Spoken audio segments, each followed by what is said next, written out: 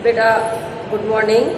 हम लोगों ने महादेवी वर्मा के 2 गीत पढ़ लिए हैं। ये लास्ट और तीसरा गीत पढ़ना बाकी था जो हम पढ़ रहे हैं। तो देखिए बेटा, जब हम पूरी व्याख्या आपको वीडियो में बता देते हैं तो किसी भी पंक्ति को अंडरलाइन किया जाए आप उसके आधार पर कर सकते हैं और प्रश्नों के उत्तर भी कर सकते हैं। ठीक है, जितनी तरह की बुक आ रही है उतनी तरह की एक्सरसाइज अगर हम हर बुक से यही कराएंगे तो कभी भी ये पूरा होने वाला नहीं है। हाँ, अगर आपको कुछ नहीं आता है तो आप ज़रूर हमसे पूछें। ठीक है, तो इसमें देखिए महादेवी वर्मा कौन है? पीड़ा की गायिका है। उन्होंने वियोग के गीत भी गाए हैं, बहुत दुखी रही हैं अपने जीवन में, ऐसा लगता है। तो प्रस्तुत पद्यांश महादेवी वर्मा द्वारा लिखित गीत नामक शीर्षक से लिया गया है, जो कि उनके सांध्य गीत नामक काव्य संग्रह से उद्धृत है। ठीक है, तो संदर्भ कैसे लिखेंगे?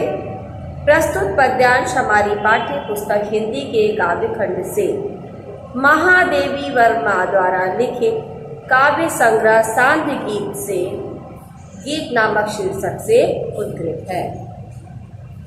तो यहाँ पर महादेवी वर्मा जी ने अपने जीवन की तुलना बादलों से की है।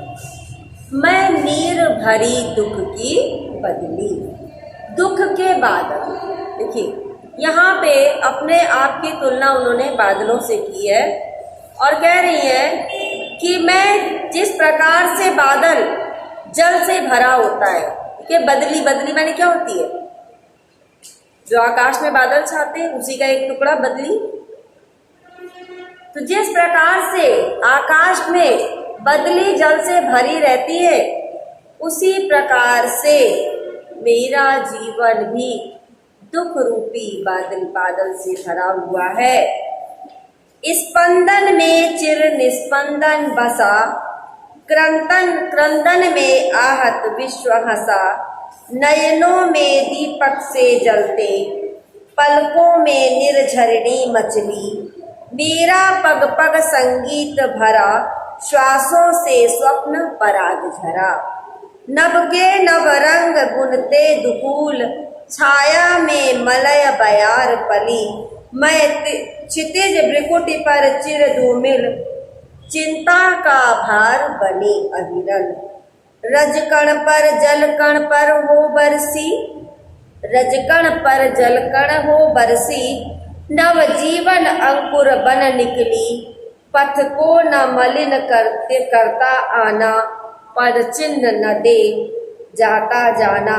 सुधि मेरे आगम की जग में, सुख की सिहरन हो अंत चली, अंत खिली, विस्तृत नभ का कोई कोना, मेरा न कभी अपना होना, परिचय इतना इतिहास यही, कल उमड़ी कल थी मिट आज चली।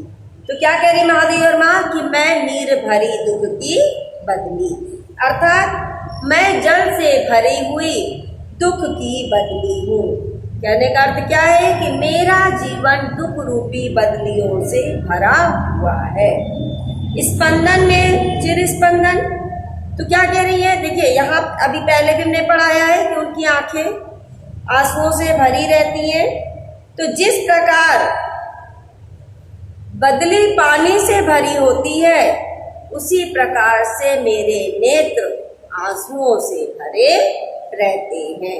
आंसू रूपी जल है बेटा यहाँ पर।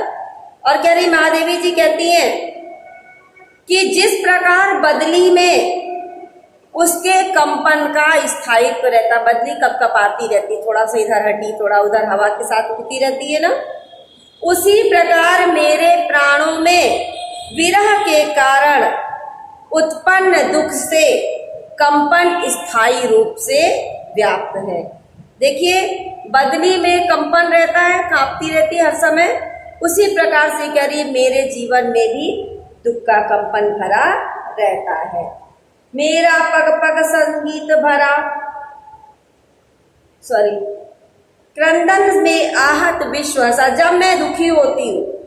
कह रहे हैं कि जिस प्रकार से बादलों के गर्जन से लोग प्रसन्न होते हैं, क्योंकि बादलों के गर्जन से क्या होता है? वर्षा होती है जिससे कृषक को लाभ मिलता है।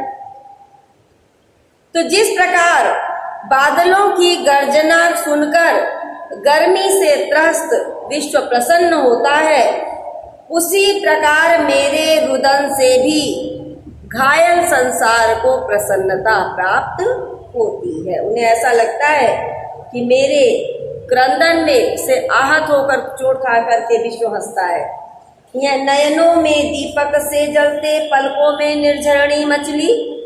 तो महादेवी वर्मा जी क्या कह रही हैं कि जिस प्रकार बिजली कौंधती है, बिजली चमकती है ना, उसके जल से नदियां प्रवाहित हो जाती हैं। बिजली की चमक से क्या होता है, पानी बरसता है तेजी से और नदियां प्रवाहित होने लगती हैं। उसी प्रकार मेरे नेत्र भी विरह वेदना के दीपक के समान जलते रहते हैं। नयनों में दीपक से जलते, उसी प्रकार मेरे नेत्र भी विरह वेदना में दीपक के समान जलते रहते हैं। और कह रही है, मेरा पग पग संगीत भरा, श्वासों से स्वप्न पराग झरा। महादेवी जी क्या कह रही है कि मेरे जो जिस प्रकार से बदले की गर्जना और थिरकन, बादल गरजता है तो संगीत सुनाई देता है, ऐसा लग रहा है संगीत चल रहा है, संगीतमय होता है, उसी प्रकार मेरा जीवन भी प्रियतम के संगीत से मुखरित है। अब देखिए क्या कह रही है महादेवी वर्मा जी ने, कितनी बड़ी बात कही कि जिस प्रकार बादलों से, बिजलियों के कौन से नदियों का जल प्रवाहित होता है, उसी प्रकार मेरे नेत्र भी विरह वेदना में जलते रहते हैं, दीपक के समान जलते रहते हैं, और मेरी पलकों से नदी के समान जल प्रवाहित होता रहता, अर्थात निरंतर अश्रु बहते रहते हैं। जिस प्रकार बदले की गर्जना और थिरकन संगीत से भरी हुई होती है, उसी प्रकार मेरा जीवन भी प्रियतम के संगीत से मुखरित है। मुखरित माने प्रकाशित है। नभ के नव रंग बुनते दुकूल छाया में मलय बयार पली। अब क्या कह रहे हैं कि आकाश में देखिए, जब वर्षा बंद हो जाती है और धूप निकल आती है तो आकाश में इंद्रधनुष बन जाता है, ठीक है ना, सबने देखा होगा।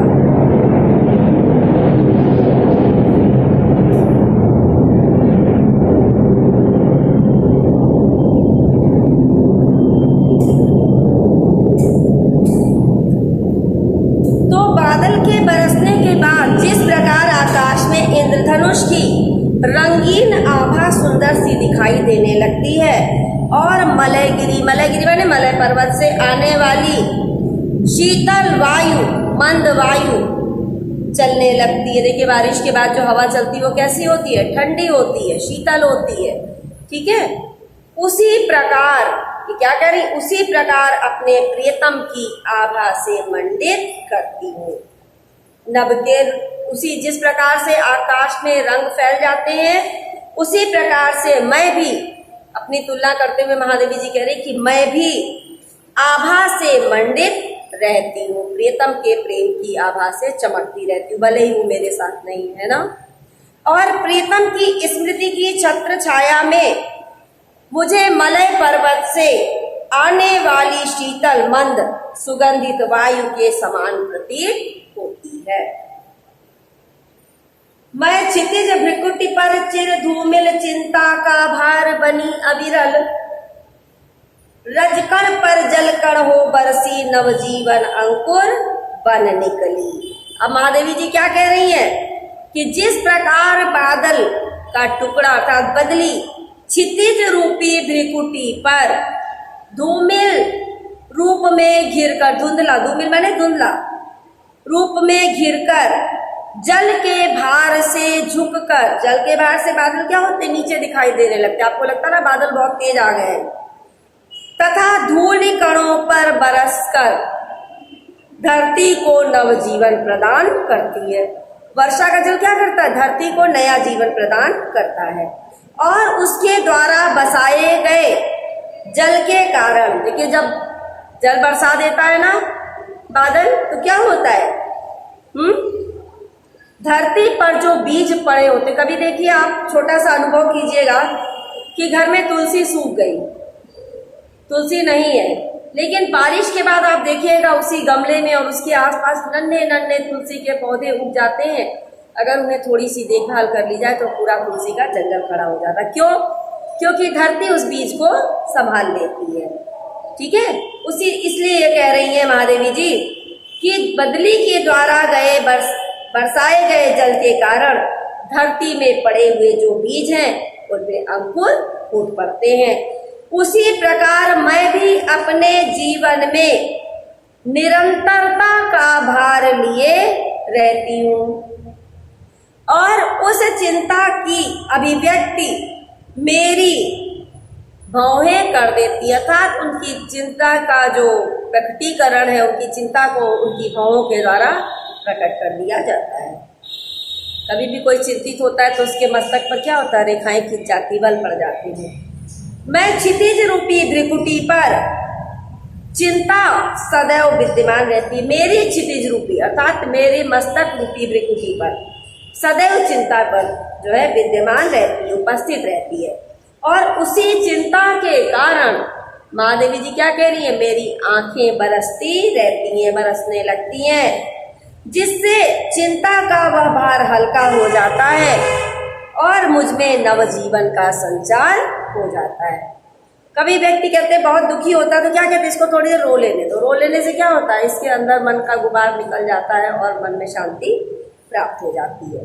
ठीक है, इसीलिए कवित्री कह रही है कि जब मेरे आंखों से आंसू बह जाते हैं, निकल जाते हैं, तो मेरी त्रिकुटी पर चिंता का भार कम हो जाता है।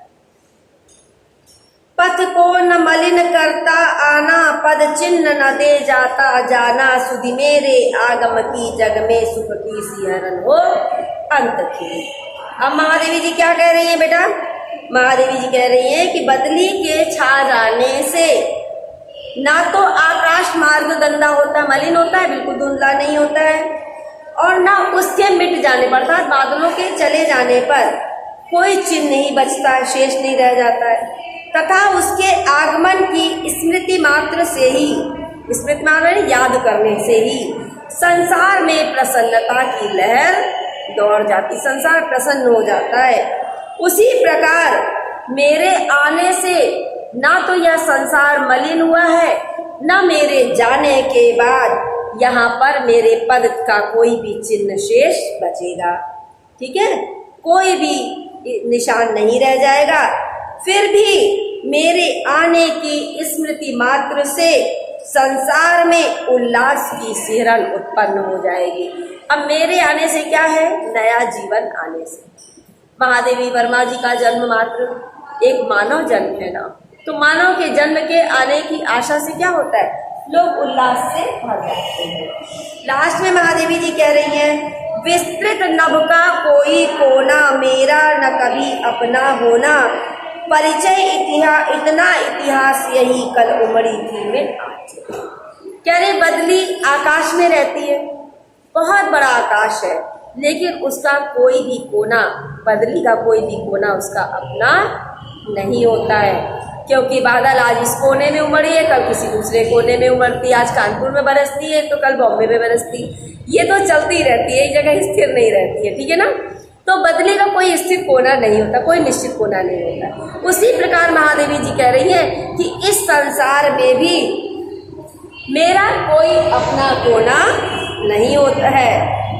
जिस प्रकार बदली इधर उधर भ्रमण करती रहती है, उसी प्रकार मैं भी इधर उधर भ्रमण करती रहती हूँ। देखिए, मानव का जन्म एक बार संसार में होता है, फिर मृत्यु होती, फिर चला जाता है, फिर संसार में जन्म होता है। किस कोने में जन्म होगा, किस कोने में उसकी मृत्यु होगी, वो भी नहीं जानता। ठीक है ना, उसी तरह से महादेवी जी कह रही है कि मानव का भी कोई या मेरा कोई निश्चित स्थान नहीं होता है। जिस प्रकार बदली का परिचय होता है कि आज बादल आए थे और बरस कर चले गए, कभी कभी उमड़ते हैं, बिना बरसे ही चले जाते हैं, देखते देखते मिट जाते हैं, उसी प्रकार महादेवी जी अपने जीवन के विषय में कह रही हैं कि इस संसार का कोई भी भाग मेरा अपना नहीं है। मेरा तो केवल इतना ही परिचय और इतिहास है कि मैं कल आई थी और आज जा रही हूँ। तो बेटा, पूरे ही पद में शुद्ध साहित्यिक हिंदी खड़ी बोली है आपकी। अलंकार, अनुप्रास, मानवीकरण, वियोग, श्रृंगार, रूपक, और मानवीकरण अलंकार है। रस वियोग श्रृंगार है, पूरे में शब्द शक्ति लक्षणा है और गुण माधुर्य है। अंतिम 2 एक्सरसाइज बची हुई हैं जो हम आपको बता दे रहे हैं, आप सभी करेंगे। पहली एक्सरसाइज थी मैं नीर भरी दुख की बदली, तो इसमें शीर्षक का नाम गीत है जो सांद गीत से लिया गया है और कवित्री का नाम महादेवी वर्मा है। कवित्री के निरंतर रुदन का क्या कारण है? तो कवित्री के निरंतर रुदन का कारण उनकी विरह वेदना है। प्रस्तुत पंक्तियों में कवित्री ने स्वयं को क्या बताया है? तो प्रस्तुत पंक्तियों में या प्रस्तुत काव्य पंक्तियों में कवि ने स्वयं को नीर भरी दुख की बदली बताया है। नयनों में दीपक से जलते, इस पंक्ति में कौन सा अलंकार है? तो बेटा इस पंक्ति में रूपक अलंकार है। रेखांकित अंश की व्याख्या करें। महादेवी जी कहती हैं कि मेरा जीवन दुख रूपी जल से भरा हुआ है। जिस प्रकार बदली में जल भरा रहता है उसी प्रकार मेरी आंखें भी आंसुओं से भरी रहती हैं, आंसू रूपी जल से भरी रहती हैं। नेक्स्ट है बेटा, विस्तृत नभ का कोई कोना मेरा न कभी अपना होना। तो प्रस्तुत काव्य पंक्तियों में महादेवी वर्मा जी कहती हैं कि जिस प्रकार बदली आकाश में रहती है लेकिन इतने विस्तृत आकाश में उसका कोई भी कोना अपना नहीं होता है, कभी इधर उधर वो भ्रमण करा करती है, उसी प्रकार से मेरा भी केवल इतना ही परिचय है। ठीक है, महादेवी जी कह रही हैं उसी प्रकार से मेरा भी इस संसार में कोई कोना अपना नहीं है, कोई भी निश्चित स्थान नहीं है। Thank you.